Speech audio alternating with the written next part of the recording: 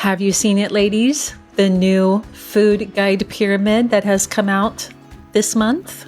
If you're feeling confused or a little frustrated by all this nutrition advice with respect to this food guide pyramid, you're not alone. This month, the new dietary recommendations and food guide pyramid came out, and I'm seeing a lot of questions about it.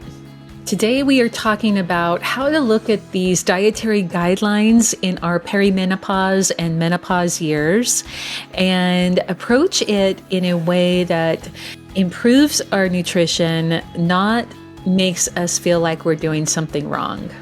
This isn't about rejecting the guidelines, it's about putting it into a real midlife context. Welcome to Healthier Midlife, the podcast for women who want real, natural solutions to feel strong, calm, and confident in their bodies again. I'm Christine Roberson, a certified nutrition consultant and health coach. Let's dive in. Welcome back to Healthier Midlife. Have you seen the new dietary recommendations and that inverted pyramid graphic that is circulating around? It's a little confusing. It's got some positive things and some very confusing and conflicting recommendations all built into that inverted pyramid. And that's what we're talking about today. And here's the important thing that you need to keep in mind with these guidelines.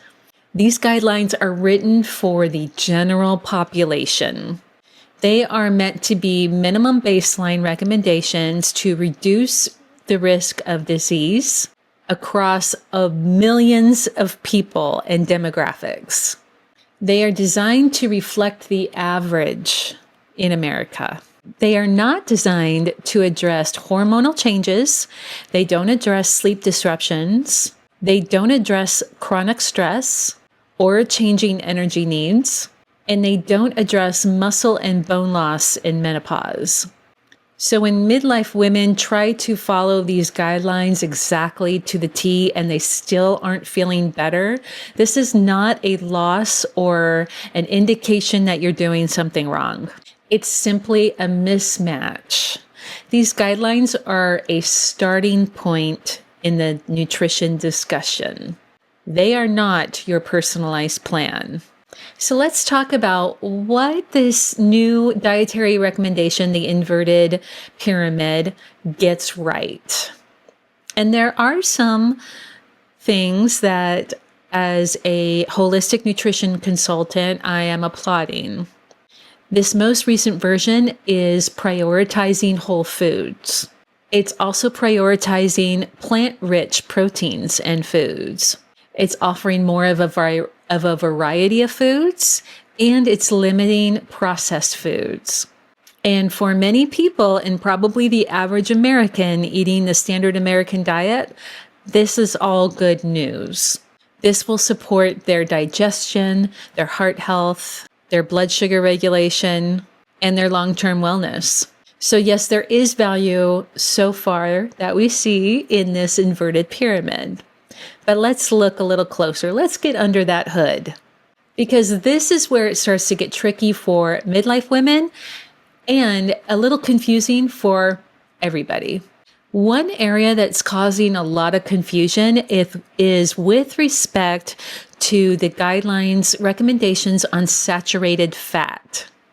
Saturated fat is the type of fat that is commonly found in animal products and some vegetable plant products too, like avocado and coconut. And the reason why it's important to limit saturated fat in our diets is it's because a higher intake of saturated fat has been associated in the general population with an increase in LDL cholesterol. And the LDL cholesterol is the bad cholesterol that increases your risk to heart disease. So the saturated fat recommendation is not about weight gain or inflammation or good foods versus bad foods. It's just about long-term heart health.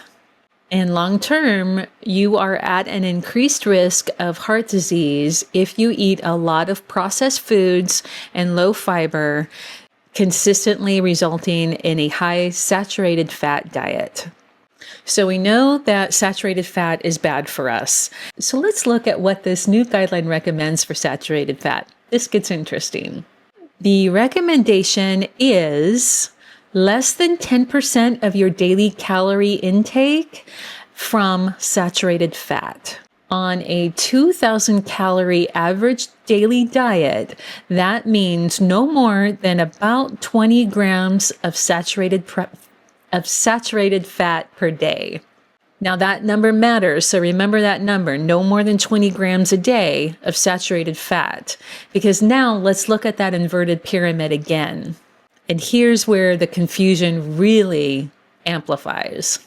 If you look at the top of the inverted pyramid, that is where the government is recommending most of our calories come from. And so it has on one side a great variety of plant foods, and on the other side it has dairy products and meat, including chicken, beef, and seafood. So let's look at the saturated fat amounts in the serving recommendations of some of these products at the top of that inverted pyramid. Whole milk. 1 cup of whole milk has about 4.5 grams of saturated fat. Cheddar cheese. 1 ounce of cheddar cheese, 6 grams of saturated fat. 1 large egg, 1.6 grams of saturated fat. Even a 3 ounce, not a 6, not an 8, but a 3 ounce boneless, skinless chicken breast has 1 gram of saturated fat. 3 ounces of lean beef. So that means not the 8 or 12 ounce steak you're getting, but 3 ounces of lean beef, 2 to 3 grams of saturated fat. And higher fat cuts of beef have more like 5 to 8 grams of saturated fat. So if our daily limit amount is 20 grams of saturated fat, 1 serving of cheese is 30% of your daily amount. A beef-based heavy meal could be 30 to 40% of your daily amount. Then add on top of that dairy, eggs, and cooking oils, and now you're close to your limit. But the same recommendation, the same inverted pyramid recommends several servings of these products a day and regular inclusion of animal protein. So it's completely reasonable to ask, how in the heck am I supposed to reconcile this? It just doesn't add up.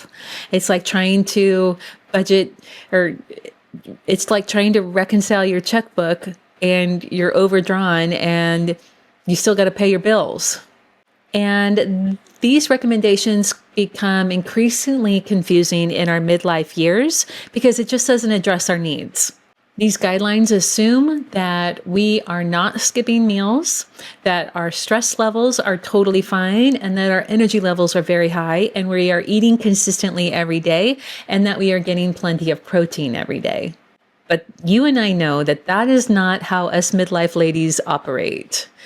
Many of us are skipping our meals. We're eating lighter to try to lose some weight. Our energy levels are low because we are not eating enough protein. And by the evening, we're completely depleted of energy. So this issue really isn't about saturated fat alone. It's about meal balance, protein adequacy, blood sugar stability, and total nourishment throughout the day. And that's where these general guidelines are totally missing the boat for us, ladies in midlife years. These guidelines, quite simply, are just failing us in our midlife years. They are not adequate and they do not address our needs. In our perimenopause and menopause years, our need for protein changes, and these dietary recommendations do not address that. After menopause, protein becomes more of an issue because we're trying to protect our muscles, support our metabolism, maintain some kind of bone health, and stabilize our blood sugar. And many women are just eating far less protein than they need and that they think they are, simply because our recommendations are not distinguishing the difference between us and the rest of the population. And I want to make it very clear, this is not about a high protein diet because I'm not a high protein girl. It's about adequate protein and more consistently. Secondly, the guidelines do not address the fact that our blood sugar stability is more important than ever right now. Midlife blood sugar swings often feel much more stronger now. And they can show up as afternoon crashes, late night cravings, irritability, or just not feeling like yourself in between meals. The food pyramid focuses on what to eat, but it doesn't really tell you at all how meals should be built. And for many women, pairing complex carbs with healthy fats and whole proteins really helps them with their energy levels, their mood, and their appetite.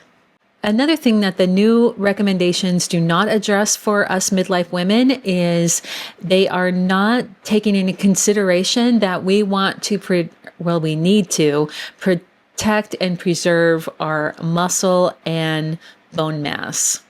After menopause, both bone and muscle mass start to deteriorate pretty rapidly.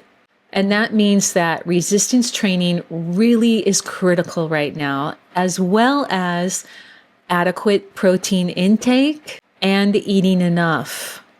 But these guidelines just address disease prevention and specifically heart disease prevention because it is the #1 killer in the United States and has been for years.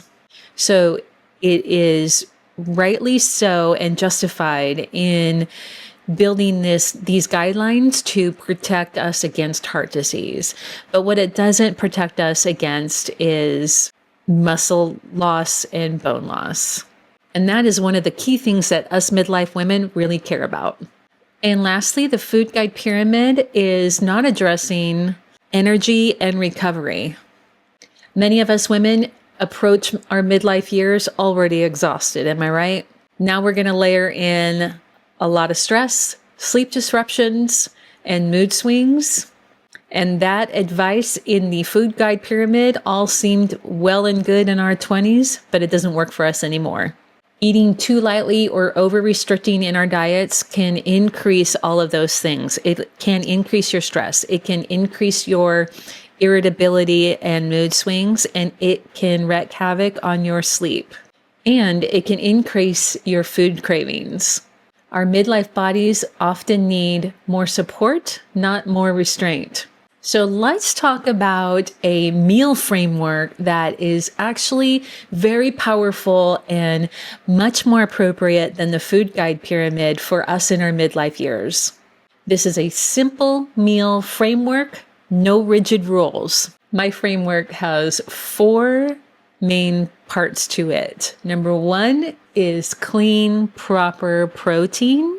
Number 2 is complex carbs that are full of fiber. Number 3 is healthy fats and lots of flavor. And number 4 is getting enough food. When you build meals like this, you will be naturally moderating saturated fat, supporting your blood sugar, boosting your protein, and reducing decision fatigue.